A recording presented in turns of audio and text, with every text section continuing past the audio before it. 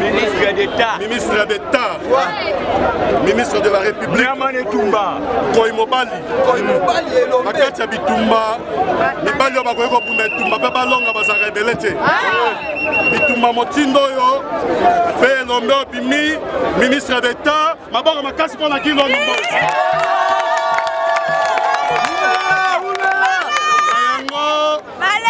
On peut remercier mon Konzamboka Fatima. Fatima. La sala bisoba na Londres maboko pona Fatima to.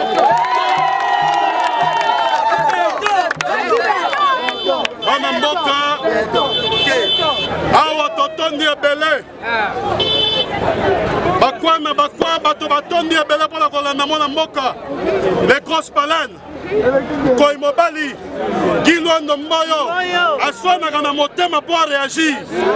Papa Obimi champion la Fondation Widal.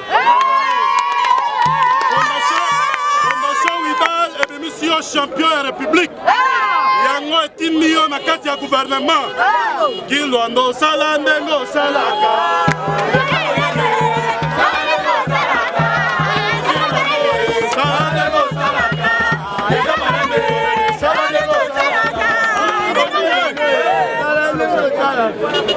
Alors ça la musala balene bandana yo bandana yo bisa balene bandana yo comme ezali yo papa bandana yo comme ezali yo papa bandana yo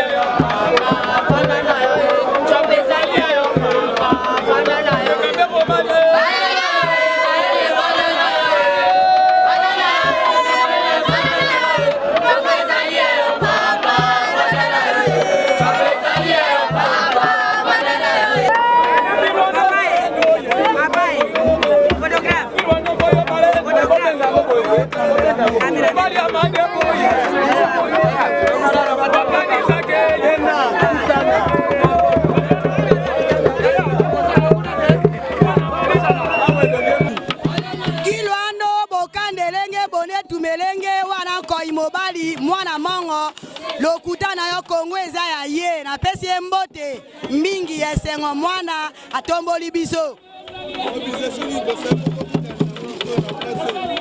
Toye tokutana na ye de sengo monene pona nini mwana atomboli biso alongoli biso soni na chwapa. Nga vraiment ndeko nana likambo lobate na mwana bwende na yakiawa nalaka gilwanda komi azokoma mokonzi ngape eta ileki na ye na yo souhaiter bonne chance asala rande ba osala bien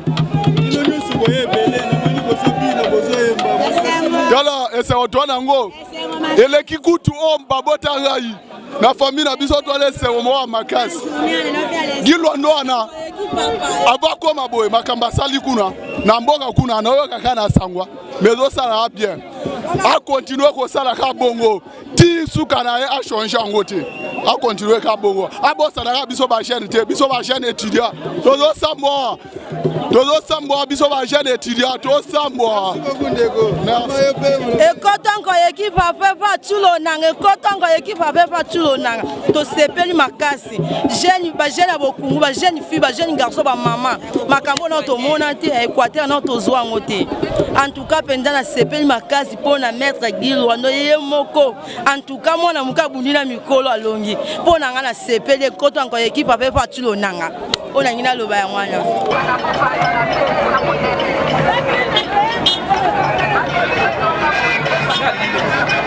Madame, merci pour la parole. Tozane Sengo Makasi et Longonya Liboso Tokopesa, président de la République, M. Félix Yemuto Azui, tant ya kopesa Papa Gilwanda Mboyo lokola ministre Nabiso et aménagement des territoires, Topesi président Mboko Mokakoswa. Biso pe to sepeli makasi pona nomination ya M. Gilwanda Mboyo lokola ministre ya Mboka oyo bino moko boyebi eza kutu ya koloba te. Bomoni oya sala ezala ba policier ezala ba jeune ezala ba veuve ezala ba nani nyonso ba orphelin bozangi école atongi bozangi hôpital atongi ozangi mbonga mumbongo apesi yo ozangi fond ya kotanga apesi yo ona lingina sala déplacement même aussi à voyage azo sala elenga komi ministre to sepeli makasi et to pesi lisusu mokako soa a continuer na kosala oya salaka eleka ebele pona ye ate avanda na ekaka et Fati merci.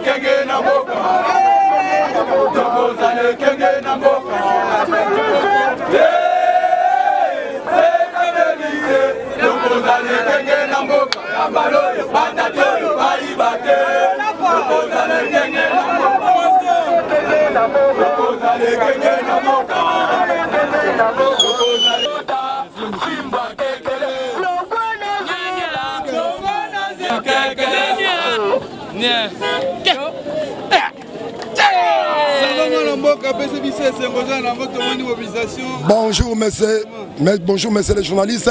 Oui, Zali monsieur Varis, leader de la Fondation Générale Foulangenge, FOGEF en cycle. La Katinango, dans le centre de formation professionnelle des arts et métiers. Donc, encadré Bilenge, dans la Misala Kili était à Maboko.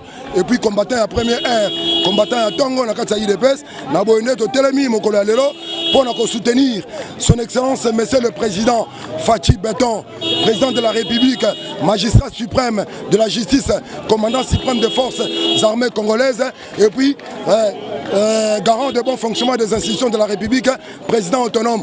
Donc le lot est soutenir Vision Naye, tozali pe ko soutenir gouvernement ya Sama Lokonde oyo uti ko remplacer gouvernement ya Ilunkamba. C'est-à-dire gouvernement oyo ezali gouvernement moko peuple congolais azelaki pendant plus de 4 décennies. C'est-à-dire ezali gouvernement moko de marque, gouvernement moko unique à son genre. Gouvernement oyo et ko décanter situation ya peuple congolais parce que pendant 1960 peuple congolais a sengaki lipanda, azwaki lipanda d'une manière superficielle. Azwaki lipanda na totalité azwaki yango d'une manière superficielle. Sauf que en 2018 élection autour ko sala avec président Fachi yango ne pesi indépendance na mwana mboka parce que mboka e umelaki mingi na maboka banoko ba pesi na maboka banélotique ba konzi mboka pendant plus de 20 d'années autonomie na souveraineté à peuple congolais ezongeli biso na entremise ya président Fachi na boende na koloba boye nazali ko benda matoi ya premier ministre tout seigneur à tout honneur Sama Lokonde akanisate gouvernement oyo ezali lokola gâteau de Noël offert à ses parents, amis et connaissances te kasi ayeba yango ezali singana kingo ezali likimbisa o bangala babengi parce que Congo ezali mboka mokete na ba français balobi notre pays alimente ce sous-continent 80 fois plus que l'ancienne métropole, c'est-à-dire ceux qui mboka ezali na grandeur ya sous-continent. La grandeur ya sous-continent, il faut une trentaine de pays. Pour diriger un pays, une trentaine de pays comme la RDC, ce n'est pas une chose facile. Donc, gouvernement, il y a Sama Lokonde, notre premier ministre, son excellence Sama Lokonde, que je dois beaucoup de respect et beaucoup de l'espoir en lui, a focalisé l'énergie naïe. Aye Bissaba, ministre naïe, que le gouvernement, il y a un peuple congolais qui depuis 1960. Il y a un gouvernement d'union sacrée. C'est-à-dire, va focaliser l'énergie na bango, va répondre à l'inspiration au peuple congolais dans son ensemble. Le peuple d'abord est à la solgante. Tous en émission na maboko, tous en espoir, les alliés gouvernement tous là, tous en soutenir yango.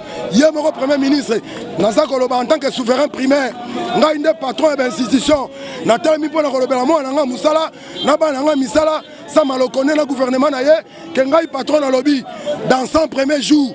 Ministre moko na moko et sengela la Ksabiso Moussala Asali ce que c'est qu'on répondre l'aspiration à peuple ce qui répondre l'aspiration à peuple était et c'est la première ministre tous allez qu'on bouge qu'on pousser vers la démission ma ministre Batikali donc pousser vers la démission c'est-à-dire ceux qui vont respecter le code de bonne conduite vont signer la carte gouvernement d'union sacrée vous allez qu'on se sacrifier pour être peuple congolais Atikali pendant plus de 4 décennies plus de 4 décennies a eu liberté.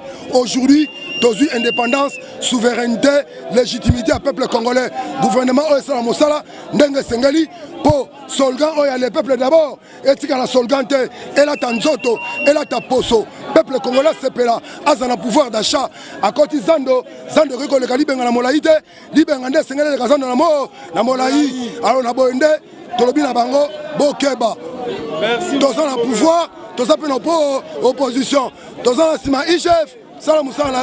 Alors je salue en passant Etienne Tshisekedi Wamulumba, que dirais-je, les parrains de bonne mémoire. Il y a le centre de formation professionnelle de bienfaisante, là où la médiocrité, la mégestion ne pouvaient pas être démises ni tolérées. Merci. Bloqué.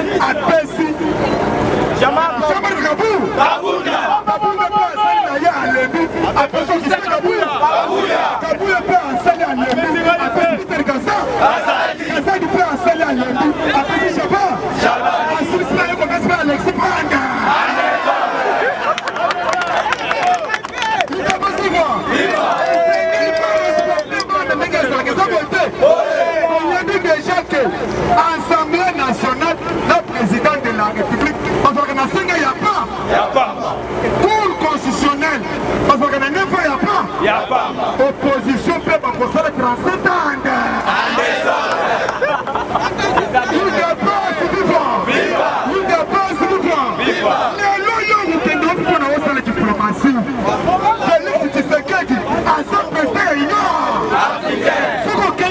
d'Amérique. Agent premier conseiller, il y a président des États-Unis d'Amérique. Alléluia. Pourquoi il y a vos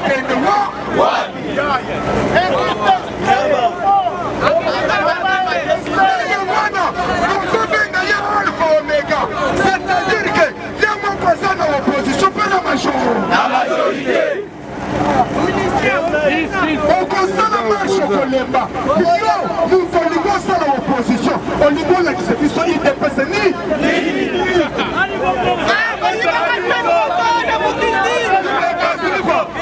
Au niveau de l'exécution, les puissants de l'État. Au niveau de l'exécution, les puissants de l'État. Colombie, Kabila, ça n'est pas. Ça, c'est Colombie, l'élection, Kabila, ça va chercher.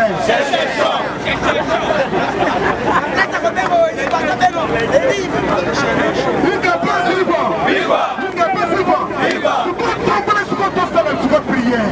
L'église catholique, l'église qui est pas bonne de ma prière. Les babos sont attaqués, ils sont de ma prière. Prière. Comme ça, la voix a. Qui n'a pas vu que ma soeur a l'église catholique qui ne peut pas. C'est ça, bonne idée. Oui. Maman. Donc, voilà, mais va Fachi. Fachi. Fachi. Fachi. Omelanayo. Omelanayo. Fachi. Fachi. Zambe. Zambe. Salam. Salam. Bakissa. Bakissa. Mami. La prison. La prison. Prison. La prison. Mère. Mère. La kuna. Me repose en désordre. Zambe. Salah. Kabila. Ndefu na ye. Esi na makasi. Mutali koma. Zambe. Fachi. La yo. Zambe. Salah.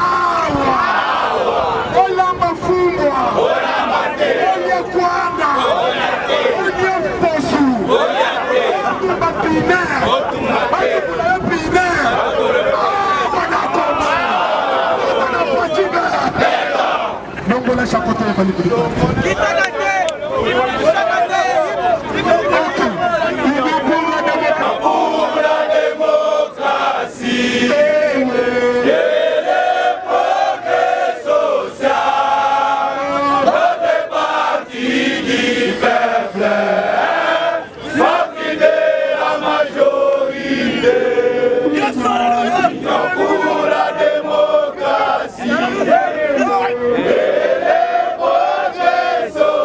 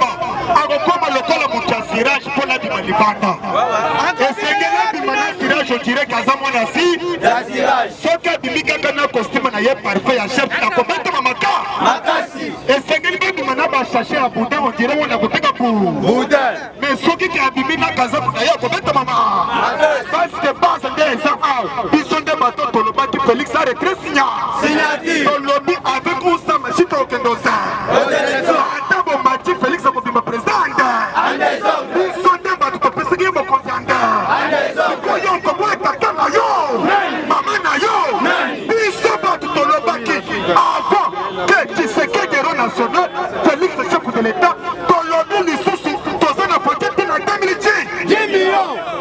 Ok, Chanzembo, faut changer. 10 millions.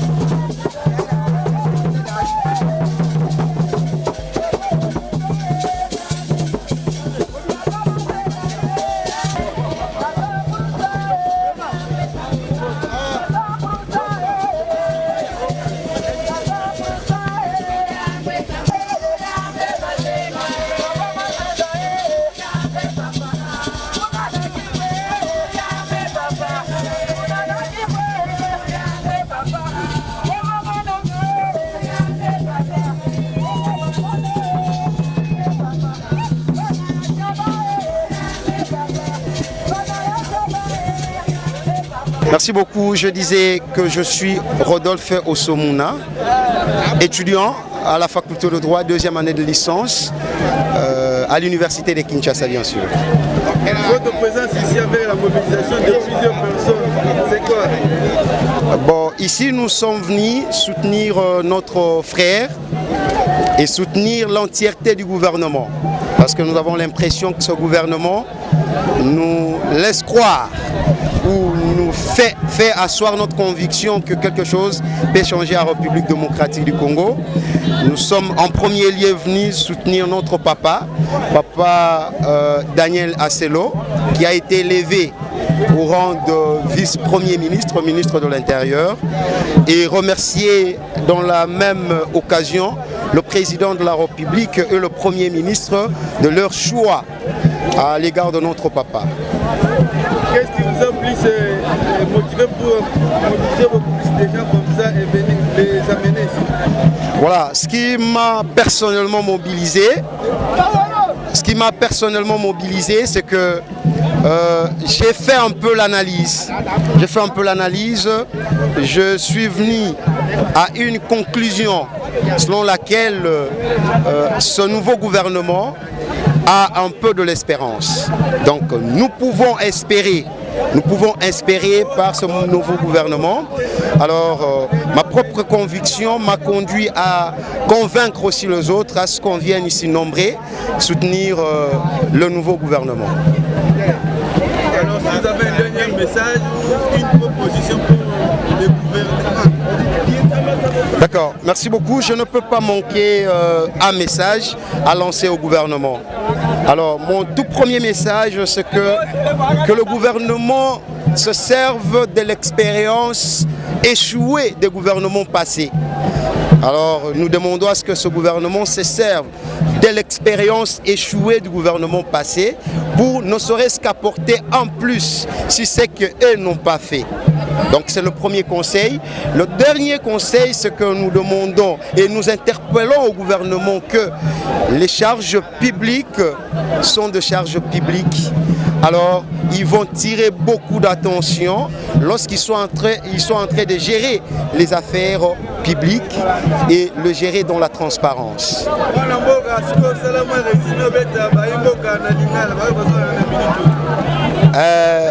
Nalingala na koloba boye biso toye awa na palais du peuple toye pona ko accompagner batata na biso bayaya na biso baleki pona bamususu ndenge bazui promotion ndenge l'état congolais a récompensé bango pona misala kitoko basalaka pona mboka oyo toyaki principalement pona le vice-premier ministre, ministre de l'Intérieur, maître Daniel Asselo, pe lisusu ko pesa mo ya remerciement et pas président de la République et na premier ministre pona choix oyo ba porter et pas ndeko na biso tata na biso et demander ko senga et pas tata que aye baké musala oyo ba pesier eza musala l'état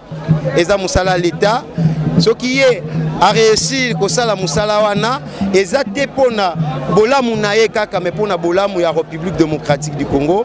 Alors il doit travailler avec beaucoup d'intelligence et de sagesse. Merci beaucoup. Merci beaucoup.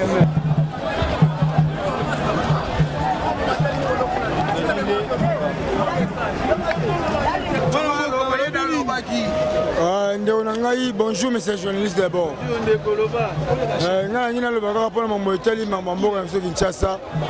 Kinshasa na biso le to komona azo déplorer te neti onanti komona awa un major aina kata parlement awa aza major ya demi-yap bango banzodo basi major wana mandefu wana waza misu wana ndeko kofinga te le bana yo alobi na yo te ndeko le journaliste o misu nanti komona siko yango wana na tem na porte entrée pardon limisa message journaliste on a retenu on a moni ba petit raison bato bati bateni ce qui va faire ça va comenga na habiter un major ya demi-yap aya tem na porte parlement azo te tuna kati awa mais to moni ba betiye ba boto ba mbongo na ba téléphone arroja ana mais c'est déplorable mon conjoint za na zandu za misu wana ce n'est pas bon na za sengote siko ba beti major en limbisanga te mosusu na marché bamo naza na kati ya capitale toye awa mpona kodefendre ekolo na biso dernièrement namonaki bamboka bandeko na biso kuna na mboka kuna bafandi libanda mpona ituri bazoboma bato yango moni biso mpe totiki bamakambo na biso toye ovanda awa na kati ya capitale nini parlement awa yango nde toye to défendre makambo mboka na biso. Moi j'ai 5 enfants mais je n'ai rien hein? nga nalobi kaka toyo soutenir chef de l'État na makanisa malamu aza nango mpona gouvernement na ya union nationale oyo makambo ya bien mpona bajeune mpona mboka biso nyonso makambo ezala bien topesi bamerci mingi nzambe apambola ya batela ya lisusu président Faci Beton kwa oyibi bakangi eza gouvernement busoba te sorti ya bakabila te oyo eza makambo ya sika topesi président mbote topesi na gouvernement nyonso mbote donc jezala bien quoi